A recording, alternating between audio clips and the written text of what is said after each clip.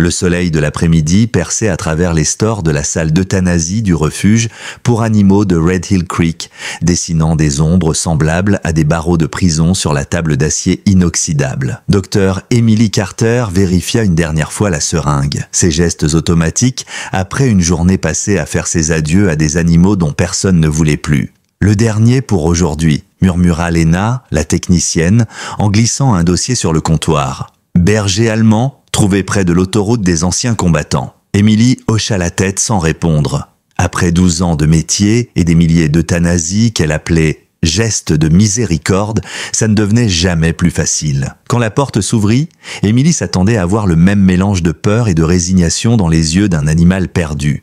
Mais cette fois, c'était différent. Un berger allemand au museau grisonnant entra calmement, marchant avec une dignité évidente malgré ses côtes saillantes et ses flancs marqués par d'anciennes blessures. Émilie se pencha, la seringue à la main, mais le chien leva les yeux vers elle. Son regard ambre la fixa sans peur. Lentement, délibérément, il posa sa patte sur la main de la vétérinaire, puis appuya doucement sa tête contre son bras. Ce n'était pas un geste de soumission, mais de réconfort, un geste offert à celle qui s'apprêtait à lui ôter la vie. Ce geste-là, il brisa quelque chose en Émilie. Un barrage intérieur, une protection forgée au fil des années. « Annule la procédure », murmura-t-elle, les larmes coulant librement. « Je peux pas pour lui. » Laissez un j'aime si cette histoire vous touche et dites-nous en commentaire ce que vous en pensez, ainsi que la ville d'où vous nous regardez. Maintenant, reprenons l'histoire. Emily Carter avait toujours été celle sur qui on pouvait compter.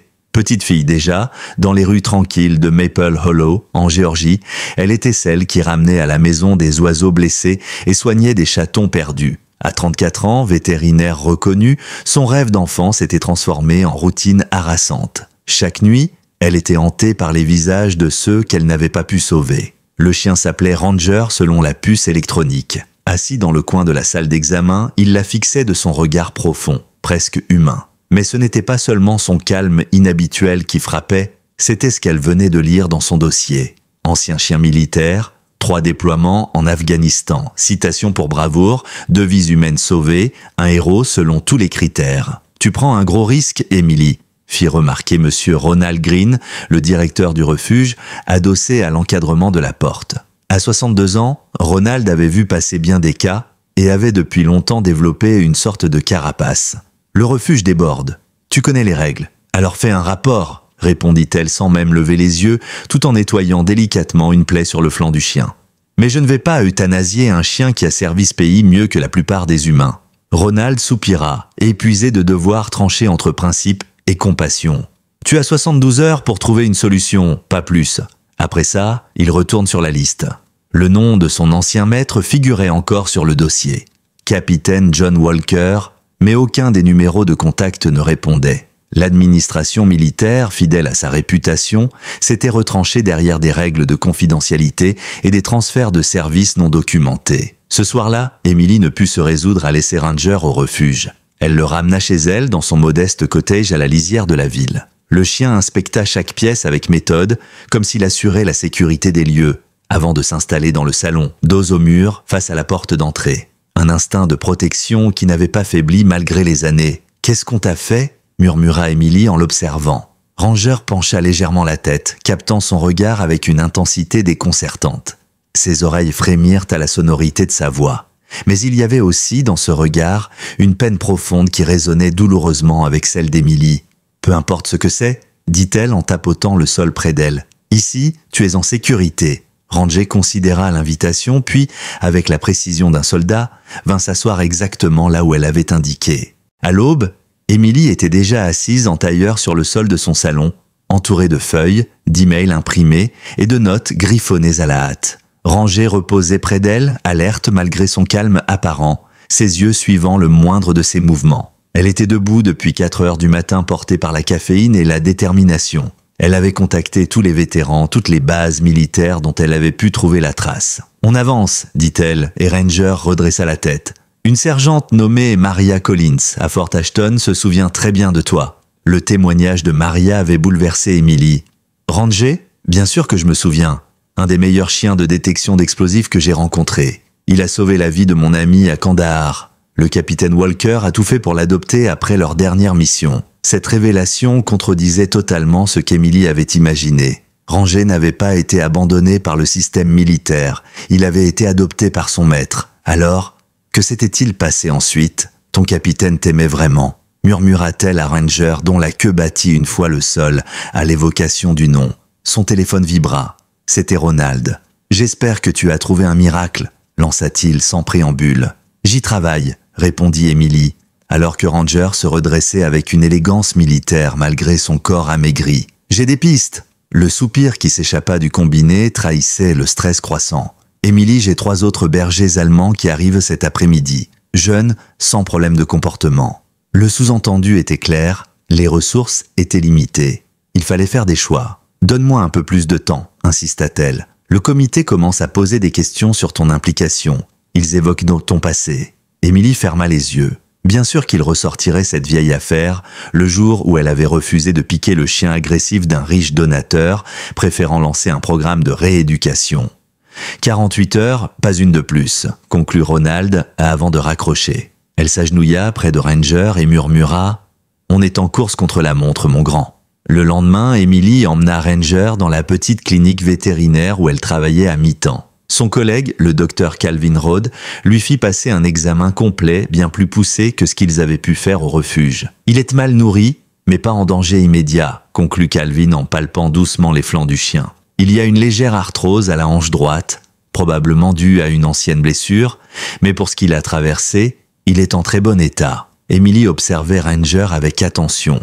Malgré la fatigue et la maigreur, il acceptait chaque manipulation sans broncher, stoïque, patient, presque professionnel. « Et son âge ?» demanda-t-elle. « Le refuge a estimé 8 ans, mais je dirais plutôt 7. Ces chiens-là sont sélectionnés pour leur longévité. Avec les bons soins, ils pourraient facilement vivre encore 5 belles années. 5 années. » Le chiffre frappa Emily comme une révélation. C'était plus long que son propre mariage n'avait duré, plus long que n'importe quel emploi de ses anciens camarades de promotion. 5 années, c'était une vie. Il a vu l'enfer, poursuivit Calvin en désignant les cicatrices visibles sous le pelage de Ranger. Celle-ci ressemble à un éclat d'obus et les durillons sur ses pattes. Il a marché sur des terrains très durs. Pendant tout l'examen, Ranger ne quitta pas Emily des yeux, comme s'il guettait ses réactions, comme s'il voulait s'assurer qu'elle ne fuirait pas en découvrant ce qu'il avait vécu. De retour chez elle, Emily fut alertée par le signal sonore de son ordinateur portable. Un email. Le 10e qu'elle envoyait depuis le matin. Cette fois, la réponse venait d'un groupe de soutien pour anciens militaires. Un certain Frank Delaney, le message était bref. « Je connaissais John Walker, appelez-moi. » Suivait un numéro. Le téléphone ne sonna qu'une fois avant que la voix grave de Frank ne réponde. « C'est vous qui avez Ranger ?»« Oui, il est vivant. » Un silence, puis une inspiration rauque, lourde de souvenirs. La conversation qui suivit combla enfin les vides. Le capitaine John Walker avait effectivement adopté Ranger à sa retraite, mais 4 mois plus tôt, il était mort d'un cancer du pancréas aussi rapide que foudroyant. Sa femme, divorcée depuis des années, avait refusé de s'occuper des affaires du défunt. Leur fils Alex avait accepté de prendre le chien, mais selon Frank, ce garçon avait toujours été instable. Drogue, arrestation, rechute. « Je crois qu'il l'a simplement abandonné », conclut Frank, la voix serrée. John serait détruit s'il savait. Ce chien, c'était toute sa vie. Emily fixa Ranger, allongé sur le tapis, les oreilles légèrement dressées, comme s'il avait perçu le nom de son ancien maître. Un lien invisible, mais toujours vivant. « Il ne t'a pas abandonné », murmura-t-elle en posant la main sur sa tête. « Il est mort, c'est pas pareil. » Ranger leva doucement la patte comme pour la poser sur son genou. Le même geste que dans la salle d'euthanasie. Une connexion silencieuse mais bouleversante. Cette nuit-là, des bruits dans le salon réveillèrent Emily. En se levant, elle trouva Ranger tremblant dans son sommeil, ses pattes remuant comme s'il courait, grognements étouffés s'échappant de sa gorge. Un cauchemar. Elle s'agenouilla aussitôt à ses côtés et posa délicatement sa main sur son épaule. Ranger se réveilla d'un coup, bondissant sur ses pattes dans un réflexe militaire, prêt à défendre, à attaquer, avant que la reconnaissance n'apaise son regard. « C'est fini », murmura Emily. « Ce n'était qu'un rêve. » Ranger se recoucha lentement, gêné, presque honteux, comme s'il s'excusait de cette faiblesse. Il posa sa tête contre la jambe d'Emily, en quête d'un ancrage. « Moi aussi j'en fais », avoua-t-elle en s'installant près de lui. « Des cauchemars, ceux qu'on n'a pas pu sauver. » Le lendemain matin, Frank frappa à sa porte. Grand, les épaules larges, la cinquantaine marquée, il portait encore dans sa posture l'écho d'une discipline militaire. À la vue de Frank, Ranger se transforma. Il s'approcha d'un pas hésitant, queue battant légèrement, puis posa son museau dans la main tendue de l'homme. « Salut, vieux frère !» murmura Frank, visiblement ému. « John serait soulagé de voir que tu es en vie. » Sur son téléphone, il montra des photos. Ranger en Afghanistan, droit et vigilant aux côtés de John. Ranger recevant une médaille, rangé dans le jardin de son maître, sa tête posée sur la jambe du capitaine. « Alex habite à une vingtaine de minutes d'ici, » dit Frank enfin. « Je pense qu'on devrait aller le voir. » L'adresse les mena à un immeuble décrépit, coincé entre une supérette au néon clignotant et une laverie à moitié abandonnée. Devant la porte de l'appartement, 3B, Ranger se raidit, oreille droite, corps tendu. « Il connaît cet endroit », murmura Frank. Emily frappa, pas de réponse, puis des bruits de chaîne, des pas. La porte s'entr'ouvrit. Un visage jeune, fatigué, au regard injecté de sang apparut. « Alex Walker, je suis docteur Emily Carter, voici Frank Delaney. Il servait avec votre père. » L'œil d'Alex s'attarda sur Ranger et changea. La porte se referma brutalement. Emily crut qu'il les avait renvoyés. Mais le cliquetis de la chaîne se fit entendre. Puis la porte s'ouvrit en grand. L'intérieur confirmait ses pires craintes. Détail après détail, odeur d'alcool, vaisselle sale, canette vide, matelas au sol. Et au milieu de ce chaos, Alex, effondré dans un vieux fauteuil. L'ombre de l'homme que son père avait été. « Ce chien, il s'est barré il y a des semaines, » dit-il en montrant vaguement Ranger. Frank se raidit. « Ces chiens-là ne fuient pas, fiston. » À moins d'y être poussé, Emily conserva son calme. Il a été retrouvé blessé, amaigri, sans soin. Il devait être euthanasié, jusqu'à ce qu'on découvre son passé. Un bref éclat de malaise traversa le visage d'Alex. Pas de culpabilité, non, plutôt une gêne, une honte contenue. « Je n'ai rien demandé de tout ça », lâcha-t-il, la voix amère. « Papa me refile son chien et meurt. Pas un sou pour les croquettes, et maintenant je suis le salaud qui l'a laissé crever. » Frank sortit une photo. Kandahar, 2012, ton père inspecté d'un marché, Ranger a détecté un IED sous un stand. Il lui a sauvé la vie. C'est grâce à ce chien que tu as eu ces dernières années avec ton père. Le visage d'Alex resta impassible, mais ses mains tremblaient légèrement. Emily prit la parole à son tour, adoucissant le ton. « Je ne suis pas là pour vous juger. Ranger mérite juste une seconde chance, il a tout donné. Et on lui a presque tout repris. Vous voulez quoi? Que vous signiez ce formulaire. C'est une renonciation officielle, pour qu'il soit confié à quelqu'un qui peut comprendre ce qu'il est. » Il saisit les papiers, les signa d'un geste brusque. Il était toujours le chien de mon père. Il s'est jamais attaché à moi. Emily ne répondit rien. Elle savait que Ranger, en réalité, avait simplement vu trop de douleur dans cet appartement pour baisser sa garde. Alors qu'il partait, Alex lança d'un ton neutre « Papa l'aimait plus que moi ». Frank s'arrêta, le visage fermé. « Ton père vous aimait tous les deux. Il savait juste comment parler à ce chien. C'est tout. » Dans la voiture, Emily conduisait en silence. Frank regardait Ranger par la vitre arrière. Le chien, lui, restait immobile, mais éveillé. Comme toujours. « Il est en piteux état, ce gosse », dit Emily enfin. « Ce n'est pas une excuse », rétorqua Frank. « Chacun porte ses fardeaux. Ça ne donne pas le droit de faire souffrir les innocents. » Ranger émit un léger grognement dans sa gorge, une forme d'assentiment. Emily soupira. « Je peux pas le ramener au refuge. Il serait à nouveau sur la liste demain. » Frank hocha la tête. « Si je pouvais le prendre, je le ferais. Mais mon immeuble interdit les chiens de plus de 15 kilos. » Emily hésita, puis dit, presque sans y penser, « Je vais le garder en famille d'accueil, au moins jusqu'à ce qu'on trouve une solution durable. » Frank la fixa. « T'es sûr? Les chiens comme lui, ce sont pas des toutous de salon. Ils portent leur guerre en eux ?» Emily soutint son regard. « Et moi, je porte celle que j'ai vécue. Alors oui, je suis sûr. » De retour chez elle, Emily observa Ranger explorer lentement le jardin. Il avançait méthodiquement, inspectant chaque recoin de la clôture comme s'il vérifiait un périmètre de sécurité. Il agissait avec le même sérieux que s'il était encore en Afghanistan. Il n'était pas simplement un chien en famille d'accueil, il était en mission. Emily ne put s'empêcher de ressentir un mélange d'admiration et de tristesse. Même ici, dans la quiétude relative de sa maison, Ranger continuait à veiller. Frank était resté un moment avec elle ce soir-là. Avant de partir, il lui avait confié un petit album photo contenant des clichés de Ranger et du capitaine Walker, mais surtout un carnet, le journal personnel du capitaine. John notait tout, avait expliqué Frank. Il disait que Ranger méritait qu'on se souvienne de lui comme d'un frère d'armes. Ce soir-là, assise à la table de sa cuisine, Emily tourna les pages du journal. Elle y découvrit une autre facette de Ranger, son entraînement intensif, les missions en zone rouge, les explosions évitées grâce à son flair. 17 dispositifs explosifs détectés, 2 blessures en mission et une note qui la fit frissonner. Il est resté au chevet d'un soldat blessé pendant 14 heures, refusant de bouger, assurant sa protection jusqu'à l'arrivée des secours. « Tu es un héros, sans guerre à mener », murmura-t-elle, les yeux embués en regardant Ranger depuis la porte du salon. Il leva la tête et l'observa comme s'il avait compris chacun de ses mots. Son téléphone sonna. C'était Ronald. « Dis-moi que tu as trouvé une solution pour ton berger allemand. » Emily resta calme. « J'ai fait signer les papiers de renonciation. Je le garde en accueil temporaire le temps de lui trouver une place. » Un silence, puis un soupir. « Le conseil ne va pas aimer ça. Il trouve que tu perds ton objectivité. » Elle répondit sans détour. « Qu'ils s'interrogent autant qu'ils veulent. Certains êtres méritent qu'on se batte pour eux. » Ces mots prononcés, elle sentit une détermination nouvelle s'ancrer en elle.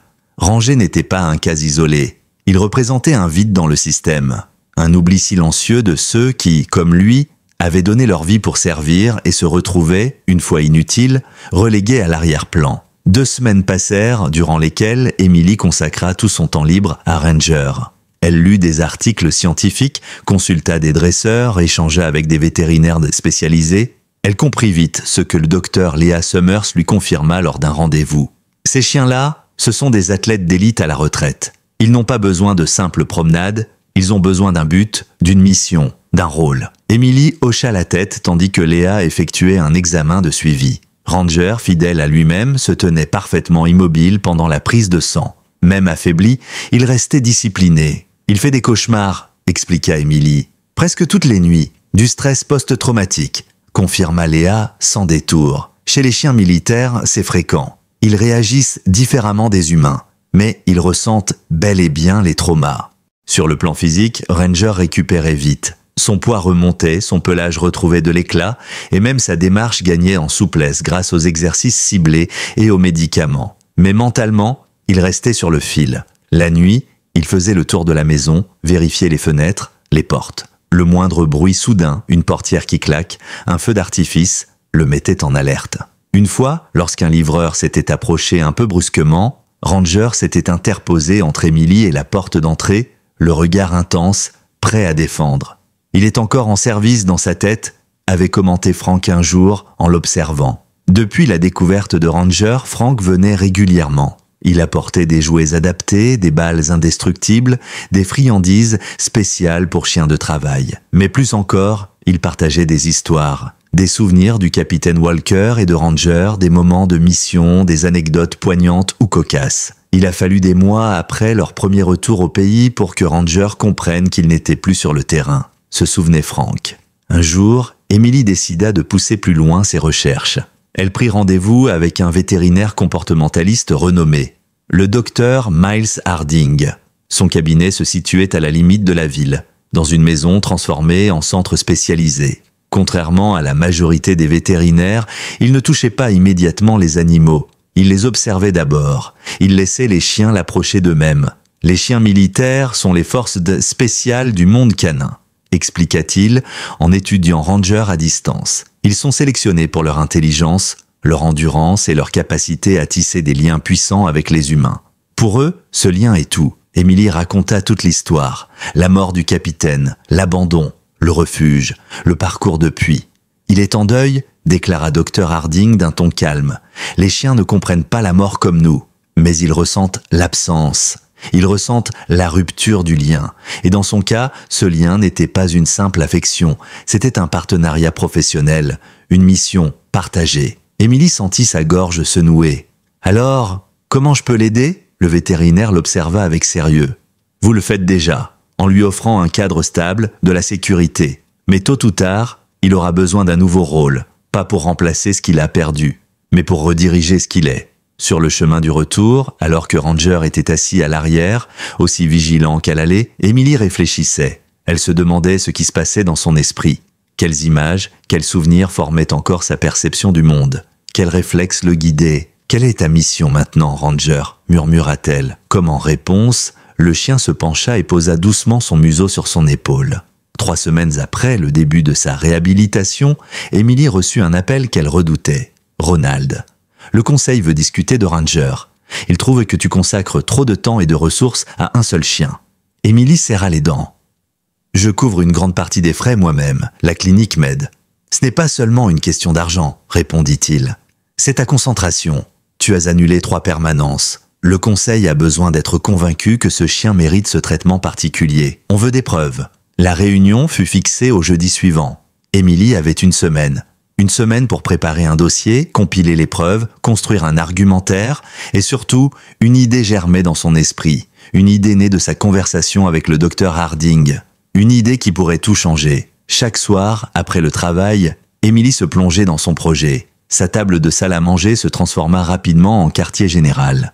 Dossiers vétérinaires empilés, notes manuscrites, copies des médailles militaires de Ranger et surtout, le journal du capitaine Walker, désormais annoté, étudié, presque sacré. Elle rassembla aussi les témoignages, ceux de Frank, des vétérans, des collègues de mission. Avec leur aide, elle constitua un dossier solide, capable de convaincre même les plus sceptiques du conseil.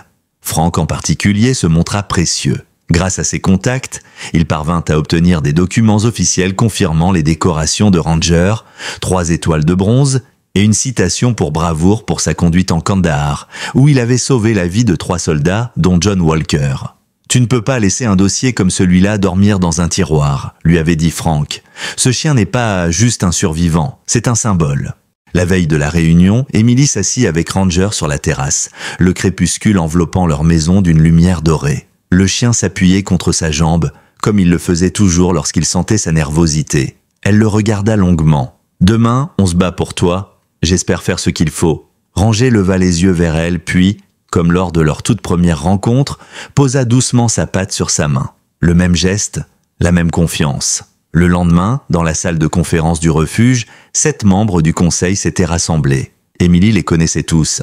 Elle avait travaillé avec eux depuis des années. Madame Margaret Fulton, ancienne proviseure, Monsieur Daniel Wu, directeur d'une banque locale, la conseillère municipale Teresa Caldwell, Dr Bruce Lanning, médecin retraité, le pasteur Matthew Price et Madame Linda Everett, une mécène influente dont la famille finançait une grande partie du refuge. Ronald, le directeur, présidait la séance. Ranger, assis à ses côtés, attendait en silence, dans une posture impeccable. Sa discipline parlait pour lui. Emily présenta d'abord les faits. Le passé militaire de Ranger, ses missions, ses médailles, les blessures, le comportement exemplaire. Elle enchaîna ensuite sur sa récupération, les progrès physiques et émotionnels, les résultats vétérinaires. Elle fit entendre des extraits de témoignages, montra des photos du chien sur le terrain, puis des vidéos de son calme en présence de vétérans. Enfin, elle dévoila sa proposition. Créer un programme pilote de réhabilitation et de réinsertion des chiens militaires à la retraite. Elle expliqua comment ces chiens, une fois leur service terminé, étaient souvent abandonnés ou euthanasiés, faute de structure adaptée. Son programme, baptisé temporairement « Opération Seconde Mission », prévoyait un partenariat avec l'hôpital des anciens combattants de la région. Ranger serait son premier candidat et peut-être, à terme, son ambassadeur. Certains membres du conseil semblaient touchés, d'autres sceptique. Madame Everett prit la parole. « Tout cela est très noble, docteur Carter. Mais combien de chiens militaires finissent dans cette situation? Suffisamment pour justifier une redirection de nos ressources ?» Avant qu'Emily ne puisse répondre, Frank se leva de sa place au fond de la salle. Il n'était pas prévu qu'il parle, mais personne ne l'interrompit. Il s'avança, l'uniforme impeccable, la voix calme mais ferme. « Je sers ce pays depuis 37 ans, et je peux vous dire ceci. Les chiens comme Ranger sauvent des vies, pas symboliquement, littéralement. Ils traversent l'enfer avec nous. Et quand leur mission prend fin, il ne devrait pas y avoir une seringue à l'autre bout. Ce n'est pas une question de chiffres, c'est une question de justice. » Un silence suivit ces mots. Emily reprit doucement. « Il y a environ 1800 chiens militaires en service actif. Chaque année, entre 300 et 400 prennent leur retraite. Et tous ne trouvent pas un foyer. Certains, comme Ranger, finissent dans des refuges, seuls, brisés, oubliés. » Ronald prit la parole, son ton plus grave que d'habitude. « J'ai travaillé dans la protection animale toute ma vie. J'ai dû prendre des décisions que la plupart des gens ne pourraient même pas imaginer. Mais rarement j'ai vu un animal avec une telle présence, une telle dignité. Ce que propose la Dr Carter, c'est une opportunité, une façon de faire mieux. Le vote fut tendu. 2 membres votèrent contre, Madame Everett, inquiète pour le budget, et la conseillère Caldwell qui craignait un précédent dangereux. Mais les 5 autres donnèrent leur accord, à une condition, Emily devait trouver un financement extérieur pour couvrir les coûts du programme. « Tu viens de lancer ton projet pilote », dit Ronald après la séance, un rare sourire aux lèvres. « Ne me fais pas regretter de t'avoir suivi ?» Dehors, Emily marcha aux côtés de Frank et de Ranger. Le soleil déclinait. Frank posa une main sur son épaule. John serait fier de vous deux. Mais le véritable travail ne faisait que commencer. Emily transforma son salon en centre de commandement. Elle rédigea des demandes de subventions, contacta des fondations, structura le programme en modules de formation et d'intégration. Son objectif était simple. Offrir à ses chiens une nouvelle mission en les formant à devenir des chiens de thérapie spécialisés pour les vétérans. Les séances hebdomadaires avec le docteur Harding se poursuivirent. « On ne va pas effacer son passé militaire », lui expliqua-t-il. « On va le réorienter. Ce qu'il a appris peut devenir une force, mais il lui faut un nouveau but. » Le déclic se produisit lors d'une séance inattendue. Un vétéran plus âgé était arrivé en avance avec son propre chien d'assistance, un labrador nommé Benny. Alors qu'ils attendaient dans la salle, l'homme fut soudain pris d'angoisse. Respiration rapide, main tremblante. Emily n'eut même pas le temps de réagir. Ranger s'était levé. Doucement, sans être appelé, il s'était approché du vieil homme, avait pressé son flanc contre sa jambe et l'avait regardé avec intensité. L'effet fut immédiat. Le vétéran, instinctivement, posa sa main sur la tête de Ranger. Ses tremblements diminuèrent. Sa respiration ralentit. « T'es un chien de thérapie, pas vrai ?» murmura-t-il en caressant doucement le pelage. Le docteur Harding, qui observait depuis son bureau, croisa le regard d'Emily. « Je crois qu'on vient de trouver sa nouvelle mission. » Le lendemain matin, Emily s'assit au bureau avec une clarté nouvelle dans l'esprit. Elle comprenait désormais où menait ce parcours. Ranger n'avait pas seulement besoin d'une maison ou d'un havre de paix. Il avait besoin d'un rôle, d'un objectif qui donne du sens à ses journées, comme avant. La thérapie canine, dans des environnements de soins pour vétérans, s'imposait comme une évidence.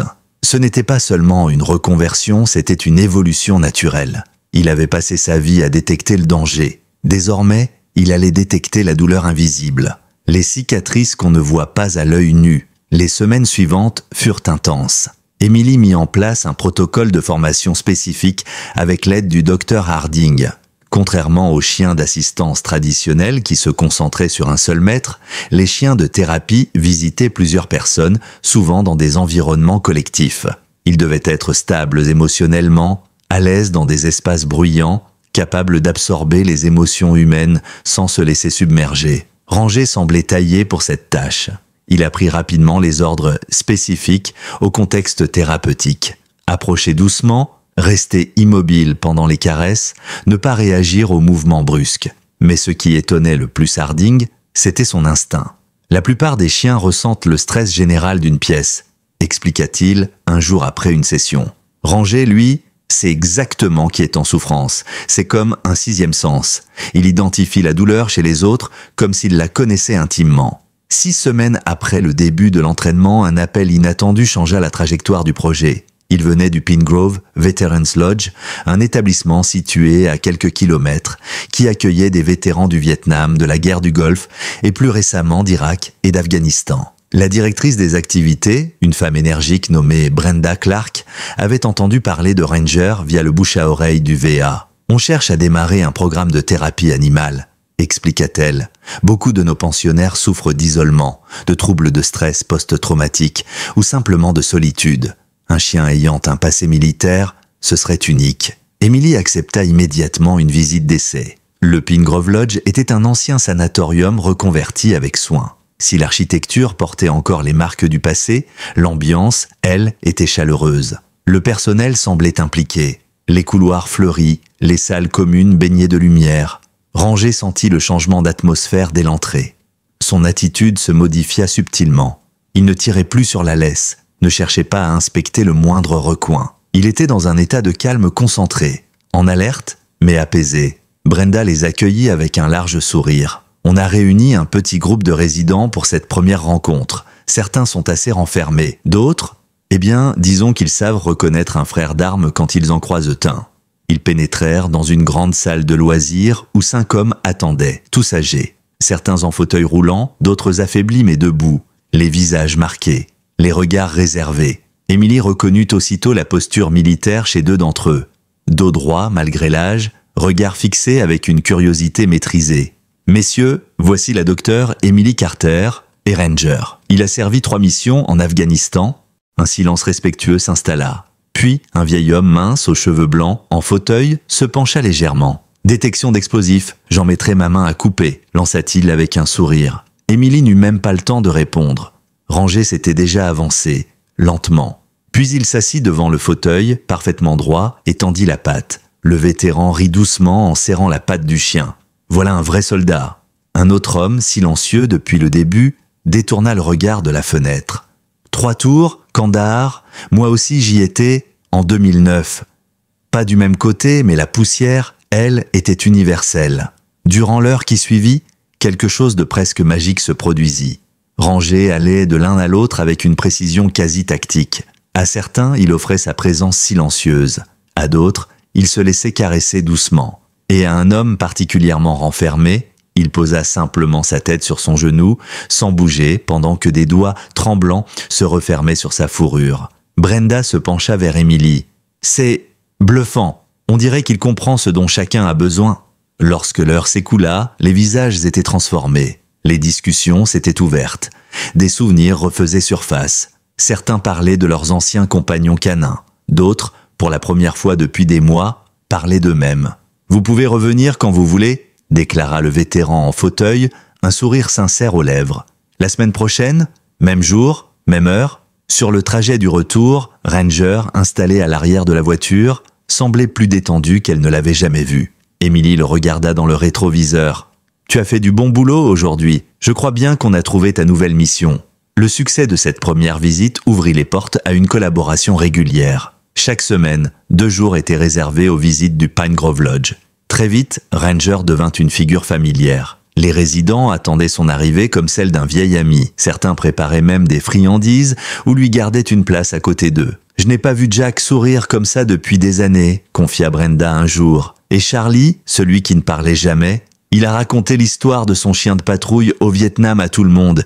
Il ne l'avait jamais évoqué avec nous. Ranger continuait de progresser. Son corps se renforçait. Son pelage brillait. Sa patte arrière, autrefois raide, ne boitait presque plus. Mais surtout, il rayonnait. Il n'était plus le chien fantôme du refuge. Il était redevenu un soldat, un soignant, un guide. Un jour, alors qu'il se dirigeait vers son vétéran préféré, Walter, Émilie remarqua quelque chose. Le vieil homme semblait agité, le regard embué. Brenda s'approche. Son fils devait venir hier. Il ne s'est pas présenté. Première visite en 6 mois. Il l'attendait. Ranger s'arrêta devant Walter, puis posa sa tête contre sa jambe. L'homme se mit à caresser lentement son pelage et son souffle, peu à peu, se calma. En quittant la pièce, le docteur Williams, médecin en chef de l'établissement, un homme austère à la réputation redoutable, intercepta Émilie. « Docteur Carter, puis-je vous parler ?» Dans son bureau au mur vide, à l'éclairage chirurgical, il se montra direct. « Votre chien ? Il remarque des choses, avant même mon personnel. » Émilie fronça les sourcils. « C'est son travail en un sens. Il a été entraîné à... » « Oui, mais ce n'est pas tout. » Williams s'inclina vers elle. « Il détecte des choses que nous ne voyons pas. Samuel Jenkins, par exemple, il s'est montré insistant avec lui la veille de son infarctus, silencieux. Et Georgina Foster, il a refusé de la quitter jusqu'à ce qu'une infirmière prenne sa tension.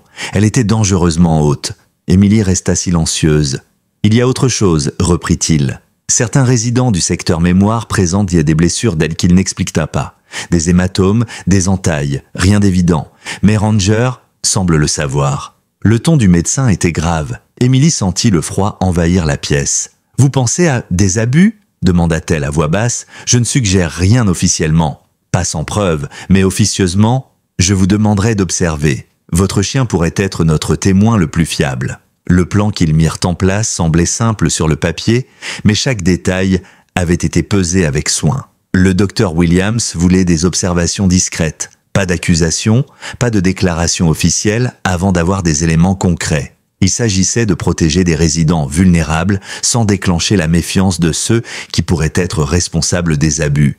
Emily accepta. Elle connaissait les signes, les silences, et elle savait qu'elle pouvait faire confiance à Ranger.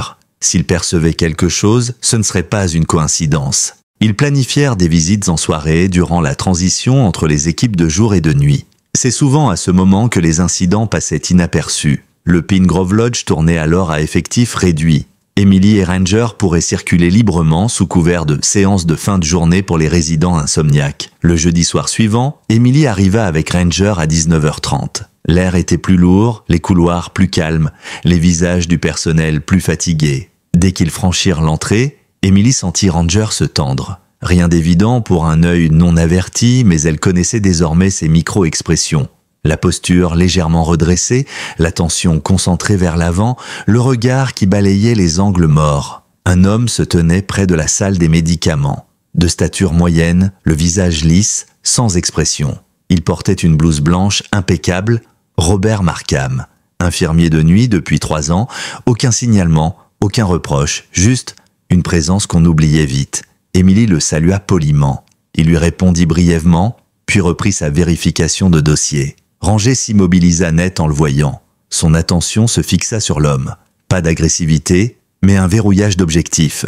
Emily sentit sa propre respiration s'accélérer. « Les rondes de médicaments vont commencer », annonça Markham d'un ton neutre. « Ce n'est peut-être pas le meilleur moment pour une visite. »« Le docteur Williams a approuvé », répondit-elle avec calme. « On se fera discret. » Ils commencèrent leur tournée des chambres du secteur mémoire. Ranger marchait à un rythme parfaitement régulier, mais ses gestes trahissaient une concentration accrue. Lorsqu'ils s'arrêtèrent devant la chambre 218, celle d'Eleanor Lewis, une ancienne infirmière militaire atteinte de démence avancée, Ranger s'assit sans qu'on lui demande. Emily entra doucement. La vieille femme reconnut le chien immédiatement. « Mon beau soldat », murmura-t-elle en tendant une main tremblante. Lorsqu'elle releva la manche de son peignoir, Emily aperçut quelque chose qui la glaça.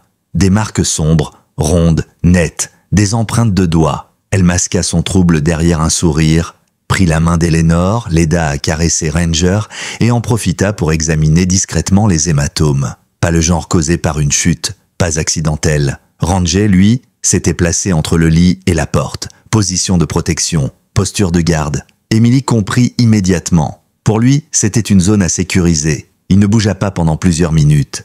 Et lorsqu'ils quittèrent la pièce, il se retourna 3 fois, jetant des regards appuyés vers le couloir. Le reste de la soirée révéla un schéma. Dans au moins 3 autres chambres, Emily nota des signes similaires. Blessures inexpliquées, agitation excessive à la vue du personnel de nuit, mots incohérents mais répétés. Il ne faut pas qu'il entre. Pas la nuit, trop fort. Et à chaque fois, Ranger adoptait la même posture. Observation, proximité renforcée, refus de quitter certains résidents tant que Markham était dans le couloir. De retour dans le bureau du docteur Williams, elle partagea ses notes, ses constats, les comportements de Ranger. Le médecin hocha la tête, grave. Il faut qu'on installe des caméras, pas dans les chambres, évidemment, mais dans les couloirs, les zones communes. C'est légal tant que l'information est affichée. Ils mirent en place un protocole en accord avec le conseil d'administration. De petites caméras discrètes furent installées dans les espaces partagés du secteur mémoire. Robert Markham fut informé, comme tout le personnel, et pourtant, 2 nuits plus tard, il appela pour prévenir qu'il était malade. Étrange coïncidence. « Tu as vu ça ?» demanda Williams en consultant son planning. Dès qu'on installe la surveillance, il disparaît. 3 visites s'enchaînèrent, toujours le même schéma. Pas de Markham, ambiance détendue, résident apaisé, Ranger calme. Puis, le vendredi suivant, il était là, impeccable, souriant, poli, trop poli. Et dès que Ranger entra dans le bâtiment, son comportement changea à nouveau, plus tendu, plus rigide. Il verrouilla son attention sur Markham sans jamais relâcher la pression. Dans la chambre d'Eleanor, la scène se répéta. Cette fois, Emily repéra de nouveaux hématomes plus haut sur le bras. Elle prit discrètement des photos. Ranger s'était placé à l'entrée, entre la patiente et la porte, dans une posture de dissuasion passive. Lorsqu'un chariot de médicaments approcha, Markham en tête, le chien se raidit. Il n'aboya pas, il ne grogna pas, mais son regard était celui d'un soldat prêt à intervenir. « Il faudrait que vous contrôliez votre animal, » dit Markham en s'arrêtant net. « Il est parfaitement contrôlé, » répondit Emily sans ciller. « Il veille sur ses amis. » Markham servit la dose, cliniquement, mécaniquement, puis quitta la pièce sans un mot. Emily envoya immédiatement un message au docteur Williams. « Nouveau bleu, chambre 218. Markham présent, comportement de Ranger, y a alerte maximale. Williams arriva 5 minutes plus tard, prétendant une inspection de routine. Il examina Eleanor, photographia discrètement les blessures avec son téléphone professionnel et quitta la chambre avec un regard qu'Emily n'avait encore jamais vu chez lui. De la peur, pas de Markham, mais de ce qu'il s'apprêtait à découvrir. « On contacte les enquêteurs de l'État ce soir même », murmura-t-il dans le couloir. « On ne peut plus attendre. » L'enquête officielle démarra dans la discrétion la plus absolue. Le docteur Williams avait contacté une unité spécialisée de l'État chargée de l'évaluation des établissements de soins. 2 inspecteurs furent dépêchés au Pinegrove Lodge sous couvert d'un audit standard. Leur présence, prévue pour le lundi suivant, permettrait d'observer sans alerter. En attendant, Emily intensifia sa vigilance. Elle continua les visites avec Ranger qui agissait désormais comme un véritable baromètre humain. Chaque nuit, il révélait des tensions invisibles, des peurs dissimulées. Emily les notait toutes.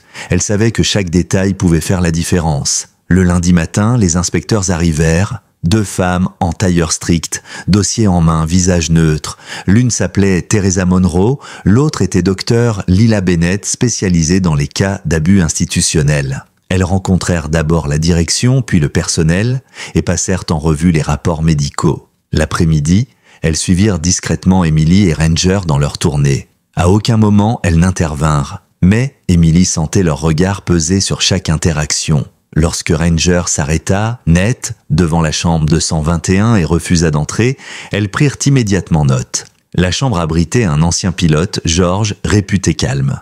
Mais ce jour-là, il semblait perturbé, tendu, les mains serrées sur ses accoudoirs. Emily le salua doucement. Mais George ne répondit pas. Ranger se contenta de rester assis devant la porte, le regard fixé sur quelque chose ou quelqu'un hors du champ de vision.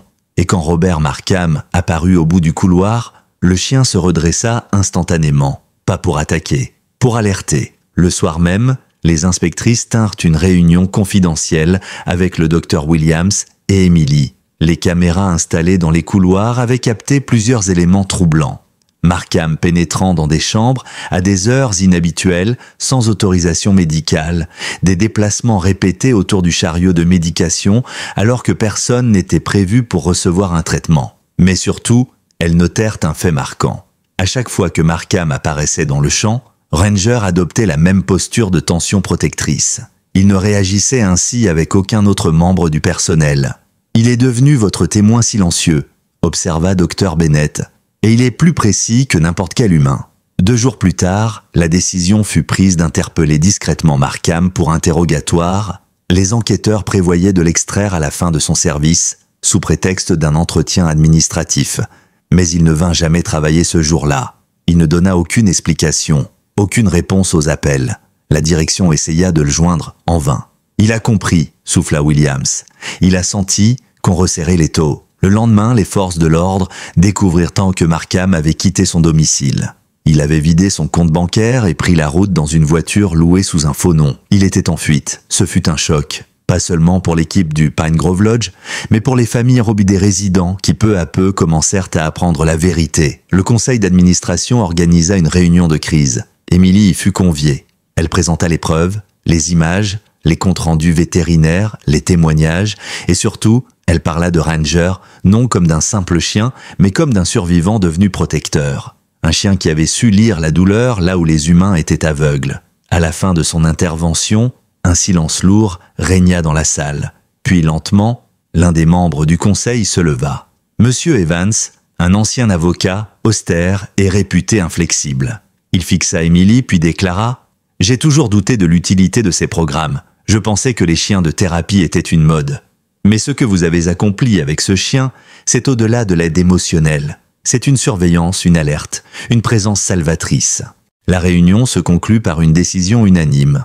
Le programme d'Emily serait non seulement maintenu, mais étendu. Le Pinegrove Lodge débloquait un budget pour accueillir 2 autres chiens dans les 6 prochains mois. Ranger serait l'exemple, le pilier, le modèle à suivre. Frank fut le premier à l'apprendre. Il débarqua chez Emily avec une bouteille de bourbon et 2 verres. « On fait ça dignement », déclara-t-il en posant les verres sur la table. Ranger les observait assis dignement comme toujours. Il ne comprenait peut-être pas les détails, mais il sentait l'ambiance, la victoire. Il a plus fait que certains hommes en uniforme, dit Frank en levant son verre. Il a sauvé ces gens, Emily. Il a sauvé cette maison. Et quelque part, il s'est sauvé lui-même. Cette nuit-là, pour la première fois depuis des mois, Ranger dormit profondément. Pas de ronde, pas d'aboiement, pas de réveil en sursaut, juste un souffle régulier, un sommeil paisible. Et quand Emily se leva pour l'observer, elle vit une expression qu'elle n'avait jamais remarquée jusqu'ici. La sérénité. Au petit matin, Ranger sortit dans le jardin, s'étira longuement, puis s'allongea au soleil. Il ne guettait plus chaque bruit. Il n'attendait plus une menace. Il profitait. Il vivait. Et Emily sut alors, avec une certitude calme, que sa mission à lui n'était pas terminée. Elle venait juste de changer. L'affaire Markham fit l'objet d'un bref article dans le journal local, mais la majorité des détails furent tenus secrets pour préserver la dignité des résidents. Pourtant, dans les couloirs du Pingrove Lodge, tout le monde savait, et plus encore, tout le monde se souvenait. Pas de la peur, mais de celui qui l'avait dissipé. Ranger n'était plus seulement le chien de thérapie, il était devenu une légende vivante, un symbole de résilience et de justice. Et Emily, elle, se retrouvait à porter cette légende, à la prolonger, à la faire vivre pour d'autres. Peu après, une invitation inattendue arriva. Le département des anciens combattants du comté de Brenton organisait sa conférence annuelle et souhaitait mettre en lumière des initiatives remarquables autour de la santé mentale des vétérans. Emily fut conviée à présenter le projet Opération Seconde Mission. D'abord réticente à l'idée de parler en public, elle accepta après que Frank, en toute simplicité, lui ait dit « Ce que vous avez fait, ça mérite d'être entendu, et pas seulement ici ». La conférence se tenait dans une salle municipale sobre, mais pleine. Des anciens combattants, des infirmiers, des thérapeutes, des responsables de centre, tous venus écouter les interventions de la journée. Emily parlant dernière, elle monta sur scène avec Ranger à ses côtés, en harnais. Lorsqu'il s'assit calmement à ses pieds, les regards se posèrent sur lui avec une intensité silencieuse. Emily raconta leur première rencontre, le refuge, la décision de l'euthanasier, le regard du chien ce jour-là, puis les nuits sans sommeil, la reconstruction, les visites au Pingrove Lodge. Elle raconta les blessures invisibles, les résidents brisés, et la façon dont Ranger, un être abîmé lui aussi, avait trouvé sa place en aidant ceux qu'on avait oubliés. Elle termina par ces mots « Nous cherchons souvent des héros dans les grandes actions, les discours, les uniformes. Mais parfois, le vrai courage, c'est celui d'un chien silencieux qui entre dans une chambre, pose sa tête sur un genou et fait revenir quelqu'un à la vie. » La salle se leva. Pas un tonnerre d'applaudissements, mais un silence vibrant, respectueux. Un standing ovation sans cri, juste des regards humides et droits. Ce soir-là, autour d'un feu de bois, Emily et Frank burent un café noir en regardant Ranger jouer avec une balle dans le jardin. Il ne courait pas comme un chiot, mais il la poussait doucement du museau, la faisait rouler, puis la rattrapait en trottinant. Un jeu simple, un geste de paix. « Je n'aurais jamais cru ça possible », murmura Emily. Frank sourit. Il est revenu, pas d'où il venait, mais à lui-même. Les semaines suivantes virent naître un véritable élan autour du programme. Des dons affluèrent, des vétérinaires proposèrent leurs services gratuitement. 2 chiens militaires en fin de service, Argo et Belle, furent de confier à Emily pour une transition vers la thérapie. Ranger participa activement à leur intégration. Il ne montrait pas de dominance, juste une sagesse tranquille, une manière de les guider sans les contrôler. Argo, un malinois nerveux, trouva un équilibre en observant Ranger ignorer les bruits soudains. Belle, une labrador au regard perdu, se mit à dormir plus paisiblement lorsqu'elle partageait son espace avec lui. Un matin, alors qu'il préparait une sortie au Pingrove Lodge, Emily reçut un appel inattendu. Il venait d'un homme nommé Marcus Rowley, un ancien soldat, aujourd'hui professeur de psychologie, qui travaillait dans un centre pour vétérans à Eastbrook, une ville à 200 km. Il avait entendu parler de Ranger lors de la conférence et voulait en savoir plus. « Je dirige un programme de réinsertion », expliqua-t-il. « On travaille sur les traumas complexes, les addictions, l'isolement. Ce que vous avez fait avec Ranger, c'est exactement ce dont mes gars ont besoin. » Emily hésita. Ranger avait enfin trouvé son équilibre ici. Elle ne voulait pas le bousculer. Mais quelque chose dans la voix de Rowley l'incita à accepter une visite exploratoire. Ils fixèrent une date pour le mardi suivant. Le centre d'Eastbrook était plus brut que le Pingrove Lodge. Moins médicalisé, plus communautaire, des hommes et femmes jeunes, pour la plupart, au visage fermé, à la posture sur la défensive. Emily sentit immédiatement que le travail serait différent ici. Mais ce fut Ranger qui, une fois encore, fit le lien. Dès l'entrée, il adopta cette posture calme, presque méditative. Il se déplaçait lentement, n'imposait rien, juste sa présence. Lorsqu'ils arrivèrent dans la salle commune, une dizaine de vétérans étaient installés sur des chaises. Certains silencieux, d'autres absorbés par leur téléphone. Un jeune homme, tatouage visible jusqu'au cou, lança à mi-voix « C'est quoi ce clébard? Un psy à quatre pattes ?» Emily s'apprêta à répondre, mais Ranger alla directement vers lui, sans un mot, sans un ordre. Il s'assit devant le jeune homme et le fixa. Lentement, le vétéran leva les yeux, croisa ceux de l'animal. Il fronça les sourcils, puis, comme à contre-cœur, tendit la main. Ranger la renifla, puis posa sa tête dans sa paume. Un silence tomba dans la pièce. Il a compris, murmura le jeune. Puis il rit, nerveux. Je vous jure, il sait.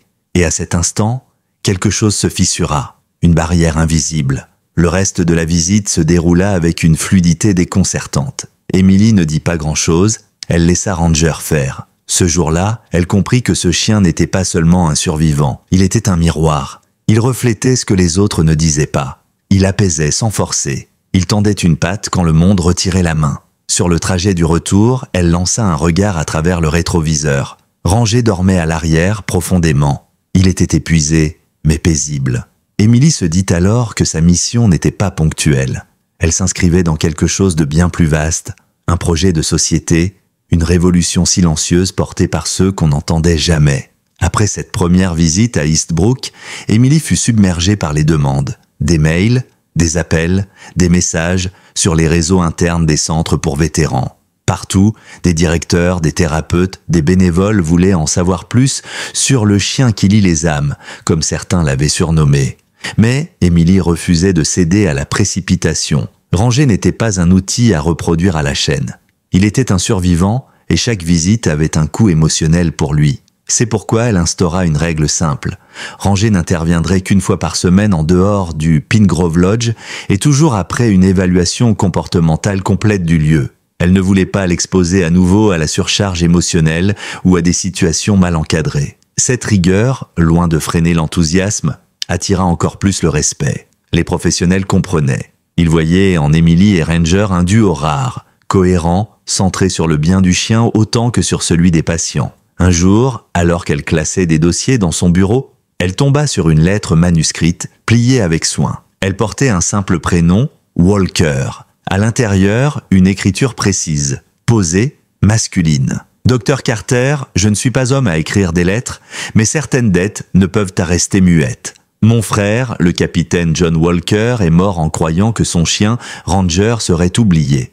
Aujourd'hui, grâce à vous, il est non seulement en vie, mais porteur de ce que mon frère a toujours cru, que le devoir ne s'arrête jamais. Merci pour lui, merci pour moi. Si un jour vous avez besoin de soutien politique ou financier, n'hésitez pas. Certains noms ne doivent jamais disparaître. Marshall Walker. » Emily relut la lettre plusieurs fois. Le nom Walker avait hanté les premiers mois de cette aventure. Il était devenu un mythe, un souvenir flottant, une dette. Et maintenant, c'était un lien vivant, un cercle bouclé. Elle plaça la lettre dans un cadre discret, sur l'étagère au-dessus du harnais de Ranger comme un rappel silencieux du chemin parcouru. À mesure que les semaines passaient, Ranger semblait de plus en plus libre. Il ne sursautait plus au bruit soudain. Il acceptait plus volontiers les contacts physiques. Lorsqu'il dormait, il ne gémissait plus dans ses rêves.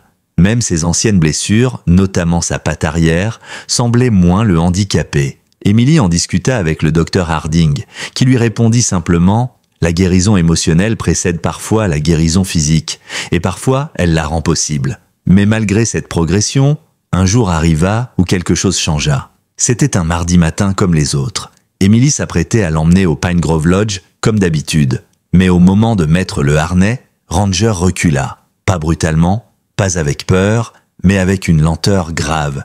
Il la fixa longuement, comme s'il voulait lui dire quelque chose. Emily s'agenouilla. « Tu ne veux pas y aller aujourd'hui ?» Le chien ne bougea pas. Elle comprit. Son corps était encore capable, mais son esprit avait peut-être besoin d'une pause, d'un nouveau rôle. Elle l'accepta immédiatement. Il n'y aurait pas de contrainte, pas d'obligation. Ranger avait fait plus que n'importe qui. Il avait donné encore et encore. Il avait mérité le droit de choisir. Ce jour-là, elle le laissa se recoucher près de la fenêtre, où le soleil venait réchauffer le parquet. Il s'endormit profondément, sans tension. Dans les jours qui suivirent, elle mit en place un nouveau plan. Ranger continuerait à intervenir, mais de manière passive. Il serait désormais le guide des nouveaux chiens du programme. Argo, Belle et un troisième chien récemment accueilli, Knox, un berger allemand ayant subi un traumatisme sonore en Syrie, allaient bénéficier de sa présence, de son calme, de cette autorité tranquille qui en disait plus long qu'aucune formation. Et il le fit avec une élégance désarmante. Il ne corrigeait pas les autres, il n'aboyait pas. Mais quand un jeune chien se montrait agité, il le regardait longuement, jusqu'à ce que le silence s'impose de lui-même. Il marchait en tête lors des sorties. Il montrait l'exemple lors des simulations de thérapie. Il se couchait à distance, observant, laissant les autres agir, mais toujours prêt à intervenir en cas de besoin. Un jour, Argo perdit son sang-froid dans une salle bondée. Trop de bruit, trop de mains tendues, trop de chaos. Il recula, haletant, cherchant une issue. Ranger, allongé dans un coin, se leva, s'approcha calmement et vint se placer contre lui, flanc contre flanc. Il ne le força pas à avancer. Il resta simplement là, respirant lentement. Et peu à peu, Argo retrouva son calme. La scène fut filmée par un des bénévoles. Elle fit le tour des cercles spécialisés. Et un terme nouveau émergea, le mentor silencieux.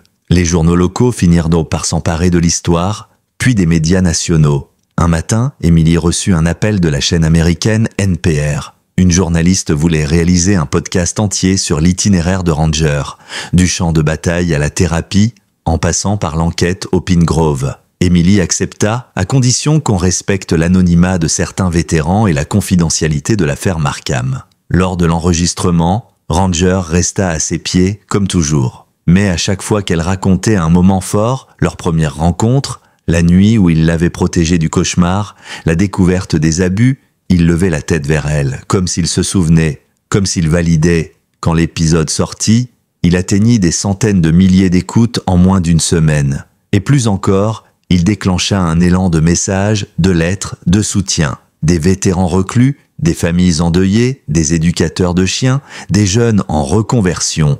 Tous touchés par le parcours d'un chien qui n'avait jamais prononcé un mot, mais qui avait tout dit.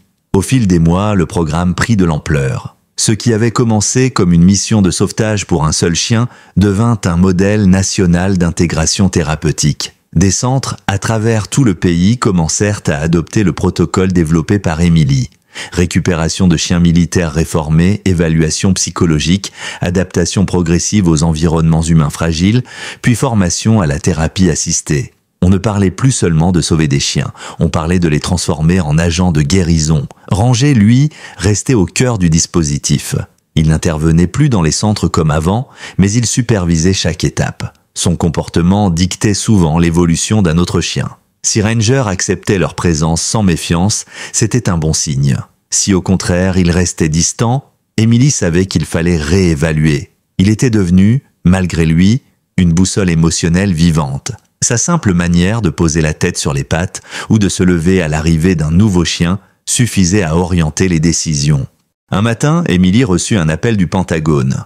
Pas une convocation, mais une invitation. Le colonel Everett Dean, chef du département de réinsertion des vétérans, souhaitait la rencontrer. Elle fut accueillie dans un bureau feutré, sans solennité inutile, mais avec un respect évident. « Votre programme a changé plus de vies que certains protocoles cliniques que nous testons depuis des années », déclara Dean en lui tendant un dossier. Et Ranger est devenu une légende ici. Le dossier contenait une proposition, un financement pilote pour développer 5 centres régionaux spécialisés dans la réintégration des chiens militaires à la retraite, couplés à la thérapie vétérane. Un modèle hybride s'inspirant directement de son travail. Emily fut bouleversée, pas par la reconnaissance, mais par le fait qu'enfin on comprenait. Elle demanda un délai de réflexion. Elle ne voulait pas se perdre dans l'administratif. Elle voulait que l'âme du programme survive à son succès. Elle rentra chez elle ce soir-là et trouva Ranger allongé dans le jardin face au soleil couchant. Il leva la tête, puis la reposa doucement sur ses pattes. Emily s'assit à ses côtés. « Ils veulent faire de toi un symbole. Tu sais ce que ça veut dire, hein? Plus de tranquillité, plus de silence. Des gens, des caméras, des discours. » Le chien ne bougea pas. « Est-ce que c'est ce que tu veux ? Ou est-ce qu'on continue, juste toi et moi, un jour à la fois ?» Il ouvrit les yeux, puis lentement, il se redressa, s'assit à côté d'elle, la tête droite, le regard posé au loin. Émilie sourit. « D'accord, alors on y va, mais à notre manière. » Elle accepta la proposition du Pentagone, mais exigea que chaque centre soit dirigé par une équipe locale, que chaque chien soit suivi individuellement, et que Ranger ne soit pas utilisé comme une mascotte, mais comme un modèle, une histoire à raconter avec respect. Le colonel Dean accepta sans discuter. Les mois suivants furent intenses. Émilie dut voyager, former des équipes, rencontrer des dresseurs, expliquer encore et encore ce qu'elle appelait l'écoute silencieuse. Chaque fois, elle ramenait avec elle l'exemple de Ranger, pas ses exploits, mais ses silences, sa manière de s'approcher d'un patient sans rien dire, son calme quand tout autour était chaos. Elle racontait aussi ses blessures, ses cauchemars, les nuits d'angoisse, pour que chacun comprenne que la guérison ne commence pas au moment où le chien pose la patte sur la main d'un humain, mais au moment où quelqu'un lui tend une chance. Pendant ce temps, à Pine Grove, Ranger continuait à veiller. Il ne faisait plus de longues tournées, mais chaque semaine, il passait dans la salle commune, se couchait à côté de Walter qui devenait de plus en plus fragile. Ils restaient là, côte à côte, comme deux vieux frères d'armes. Walter lui murmurait des histoires que personne d'autre n'entendait, et Ranger, lui, écoutait sans jamais juger. Puis un jour, Walter ne fut plus là. Une infirmière l'apprit à Émilie en chuchotant. Il s'était éteint dans son sommeil, paisiblement. Ranger le sentit. Il resta longtemps dans la chambre vide, assis devant le fauteuil. Il ne chercha pas, il ne pleura pas, mais quand il sortit, il se coucha dans le couloir, là où passait la lumière, et ne bougea pas pendant des heures. C'était une page qui se tournait. Émilie décida alors de créer un espace au sein du Pine Grove. Un petit jardin mémoriel, un cercle de pierre au centre duquel elle planta un arbre. Sur une plaque discrète, elle fit graver « Pour ceux qui ont écouté en silence et pour ceux qu'ils ont apaisés ». Ce jardin devint un lieu de recueillement. Les résidents y venaient seuls ou à deux. Les chiens aussi. Argo, Belle, Knox, tous semblaient comprendre que c'était un endroit à part. Et Ranger, lui, s'y rendait chaque jour. Parfois pour dormir, parfois juste pour regarder. C'était devenu son sanctuaire. L'hiver arriva doucement cette année-là. Le jardin mémoriel se couvrit d'un voile de givre délicat. L'arbre planté en hommage à Walter perdit ses feuilles, mais resta droit, solide, comme les vétérans qu'il représentait. Ranger, désormais âgé de 12 ans, marchait plus lentement, mais sans jamais montrer de plainte. Sa patte arrière, blessée des années plus tôt en mission, le faisait parfois boiter, mais son regard restait clair, présent. Et quelque chose dans sa manière de se tenir disait qu'il savait, qu'il sentait le temps s'effriter entre ses pattes. Émilie, de son côté, jonglait entre deux mondes, le Pine Grove qu'elle continuait de superviser au quotidien et les nouveaux centres du programme Seconde Mission qui s'implantaient les uns après les autres. Les 5 premiers avaient ouvert en moins d'1 an, en Caroline du Nord, au Colorado, dans le Maine, au Nouveau-Mexique et en Oregon. Chacun avec sa propre équipe, ses propres chiens, ses propres histoires. Et pourtant, partout, un même écho, celui d'un chien silencieux, nommé Ranger, devenu symbole d'une révolution douce. Mais le rythme s'intensifiait. Les réunions, les formations, les conférences. Émilie se sentait parfois aspirée par cette dynamique. Elle craignait de perdre l'essentiel.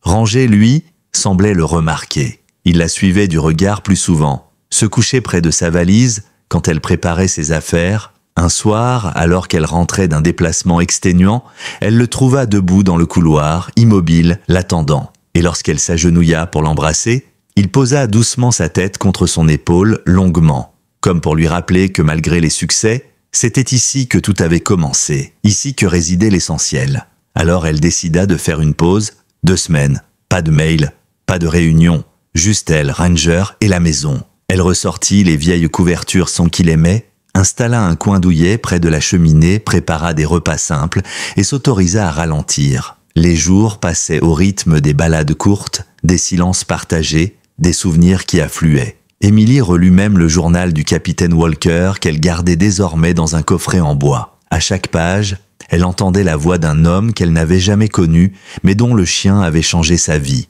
Le 4e jour, au lever du soleil, elle vit Ranger debout dans le jardin. Il regardait vers l'horizon, là où la forêt bordait le terrain. Il semblait serein, majestueux, mais étrangement distant.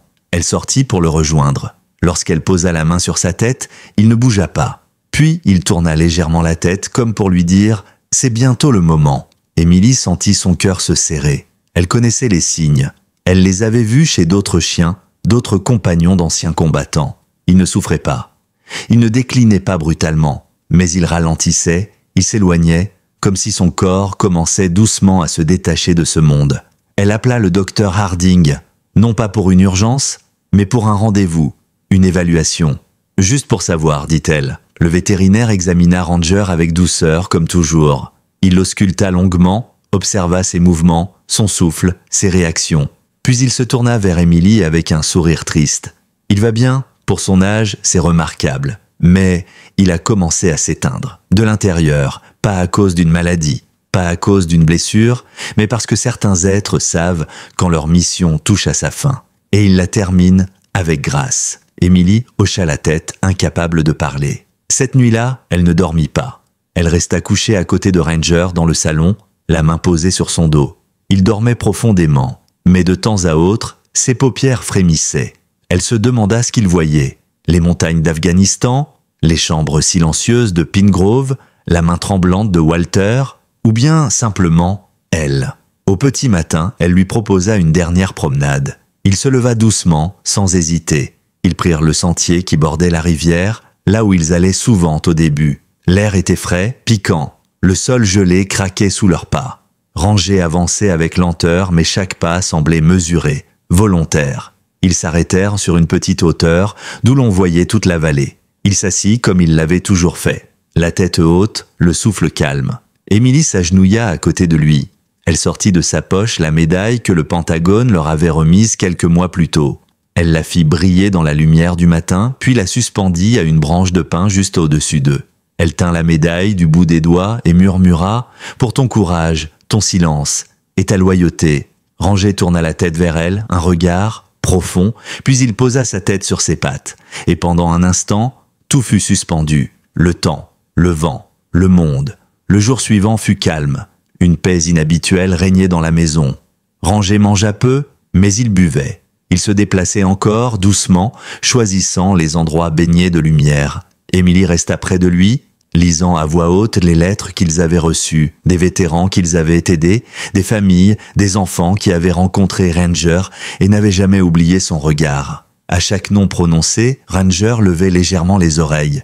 Il écoutait, il absorbait, comme s'il tirait de ses mots l'énergie nécessaire pour terminer ce qu'il avait commencé. La nuit venue, Émilie prit une décision. Elle appela le docteur Harding, non pas pour intervenir, mais pour qu'il vienne le lendemain matin en toute simplicité. Ranger ne montrait aucune douleur, mais elle voyait dans ses yeux une fatigue profonde, une volonté d'aller jusqu'au bout dans la dignité. Il avait toujours choisi. Ce ne serait pas différent cette fois. Le matin suivant, tout était silencieux. Pas un bruit, pas un aboiement au lever du soleil. Émilie trouva Ranger couché dans le jardin mémoriel, sous l'arbre planté pour Walter. Il ne dormait pas. Il était réveillé mais immobile. Lorsqu'elle s'approcha, il tourna la tête, la fixa longuement. Il ne bougea pas. Il attendait. Le docteur Harding arriva un peu plus tard, en silence. Il s'agenouilla près de lui, le caressa, murmura des mots que seul le chien entendait, puis il leva les yeux vers Émilie. Elle hocha la tête. Le moment fut bref, doux, paisible. Ranger s'endormit sans résistance, la tête posée sur la main d'Émilie, comme il l'avait fait tant de fois. Et lorsqu'il cessa de respirer, un souffle léger sembla traverser le jardin, comme un dernier adieu invisible. Il n'y eut pas de cérémonie. Émilie refusa toute mise en scène.